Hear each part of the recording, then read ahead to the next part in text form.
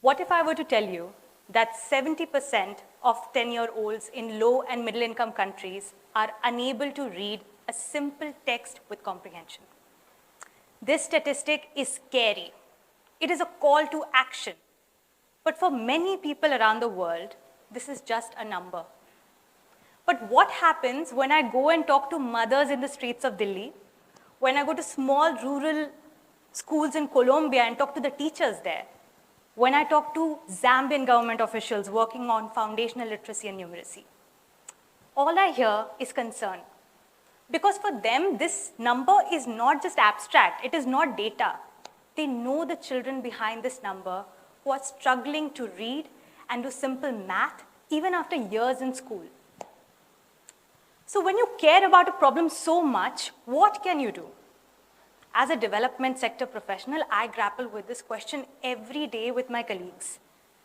And what I've realized is this, that for education solutions to work, you have to put care at the center of what you create, with your ears to the ground and your eyes on the people that you seek to serve.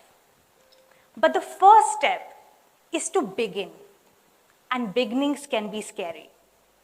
But what I've also realized is that complex human challenges do not require complex credentials. What they do require is a great deal of empathy, flexibility, and creativity. And you need to add 3 magical questions to this portion that you're creating. And those 3 magical questions are, first, when you are creating something, are you creating with purpose? When you create something, who are you listening to? And third, once your creation is done, it is out there in the real world, are you willing to change, adapt, or tweak it? Today, I'm going to walk through these 3 questions one by one. So let's begin with the first question. When you create, are you creating with purpose? Imagine this. There's a child who is unable to spell. You are trying to come up with solutions. So you change the child's pencil. Why? Because the child needs a better writing tool. Great. You give the child an AI tool. Perfect. Sometimes you may change the child's word. But what if I were to tell you that the child does not understand the language that they were being asked to spell in? That changes things, doesn't it? And that is the problem. When you innovate for innovation's sake, you are becoming part of the problem. You are not addressing the problem. In a world where we often say, kya zarurat hai? Or what is the need? Be that person who's saying, kya zarurat hai? Or what is the need? Because when you ground innovation in needs, that is when you create something that adds to a purpose. And that is something that clicks. Let's move on to the second point. When you create, who are you listening to? What I've realized in the developmental sector is this. Copy and paste is the death of your innovation. One size cannot fit all. And this is something that I learned when I was working very happily in some country in Central America. I said, look, we have done something in India, it is really good. We have to get parents engaged. So let's ask mothers to come sit outside their homes after school and have a nice chat with them.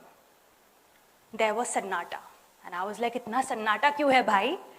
And what I realized was this, because our local colleagues were saying, can we reframe the question? Instead of saying, can mothers come? Let's say, can caregivers meet in some spaces sometimes? And then I realized the communities that I was working in were very prone to violence. Security was a concern. Children did not have parents active in their lives. So what was I trying to solve for? Who was I listening to? And so we listened. We listened to the teams on the ground. We listened to the people on the ground. And that was important because when we grounded innovations in local reality, they belonged to the people. They were meant for the people they were trying to serve. This brings me to the third point, which is, now that you've kept your ears to the ground, are you keeping your eyes on the people that you're seeking to serve? So, your innovation is out there in the real world. Are you adapting it? Are you tweaking it? For many of us, are we doing it? Not really. But let's think about the example of a tennis ball. Everyone knows a tennis ball, right? When the tennis balls get produced in a factory, they're all produced in the same way. But humans are inherently creative. That one tennis ball may never make it to a tennis court. You might use it to play gully cricket with your friends. You might use it to play catch with your pet. Sometimes that one tennis ball is going to sit unused in some desk or some drawer of your house. The point I want to make is, innovations that look perfect on paper are never going to be perfect once they roll out in the real world. Because these innovations happen with real people, with complex societies. They are not meant to be perfect right from the get-go. And you have to be comfortable with that. In fact, I say that is care to creation. When you are comfortable with accepting that your innovation is not perfect, and how can you continue refining it? That is important. And so, I want to end by saying that, look, innovations and solving complex solutions are not rocket science. It's not rocket science. But what is important is making it endure, making it belong to the people that benefit the most from it.